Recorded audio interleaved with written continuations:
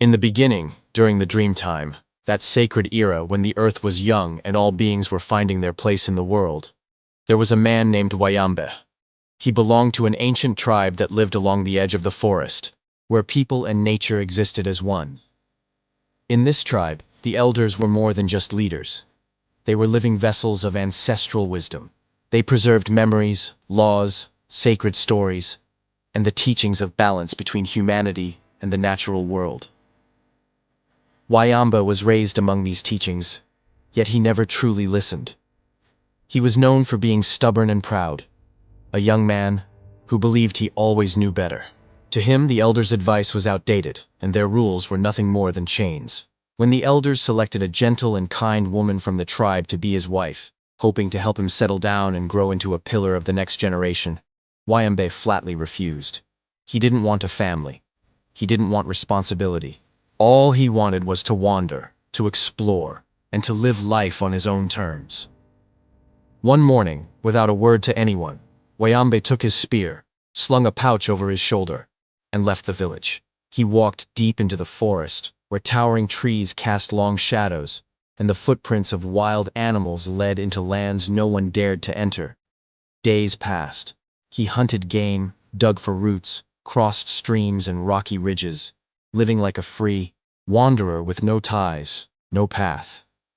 Until one day, fate brought him to a distant valley.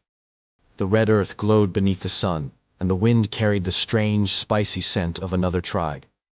There, by a large bush, Wayambeh saw a young woman bent over, digging for yam. Her clothing was unfamiliar, marked with sharp, pointed patterns that ran from shoulder to ankle. The signs of the spiny lizard tribe, a desert-dwelling people known for their discipline and sacred rituals. The young woman's name was Aola, though Wayambeh did not yet know it. He only saw a beautiful, gentle stranger, and he did not pause to ask questions. Without thinking, he crept forward quietly. In one swift movement, like a wild animal, he snatched her, lifted her into his arms, and ran. Ola panicked and struggled, her breath coming in gasps as she cried out that she had a husband and child, that she could not go with him. But like every time before in his life, Wayambeh did not listen. The young woman did not scream. She did not plead. She simply looked at him with quiet sorrow in her eyes, a gaze that held the knowledge of something greater, something coming, a battle, a fate. Wayambeh brought Aola back to his tribe with pride, believing he had achieved what the elders could not. A wife from another people, more beautiful, more mysterious. But when he stepped into the village, the entire tribe fell into stunned silence. The elders were furious, not out of jealousy, but because Wayambeh had violated a sacred law. Never touch a woman from another tribe, especially not a princess. Yes, Aola was no ordinary woman. She was the princess of the spiny lizard tribe, daughter of their chief, destined to carry forward the sacred bloodline. Her abduction was not simply selfish, it was a declaration of war. The elders demanded that Wayambeh return her immediately, to prevent bloodshed, but just as always he refused. He claimed she came willingly, that she did not resist. He denied any wrongdoing. At last, one of the elders gave him a final warning. When the shadows of spears rise, we will not stand behind you. The one who walks alone must face the darkness he has called. Wayambeh laughed. He believed they were bluffing. But only a few days later, the spiny lizard warriors began to arrive, group by group, their bodies marked with sacred paint and lined with thorny scars. They appeared at the edge of the village. They didn't shout, they didn't strike. They stood in silence, one by one, forming a wall of quiet determination. They had not come just to fight. They had come to reclaim their princess. And they knew they were justified. At last, Wayambeh understood. He would have to fight alone. No one in his tribe picked up a spear. No brother stood beside him. They watched silently. Some turned away. He had chosen to walk apart from his people. And now, he would face the consequences on his own. The twilight fell gently over the sacred land, bathing the red earth in gold and lighting up the spears held by the warriors of the spiny lizard tribe. They stood still, shoulder to shoulder in unshaken formation, without the need for commands. Every footstep they took echoed with the will of their ancestors, a quiet, ancient fury from a people who had been deeply wronged. Wayambeh stood alone in the open space. No one stood beside him, no line of spears at his back. Those who had once been his brothers, who had hunted, laughed, and shared meals with him around the fire, now only watched from a distance, standing beside the elders.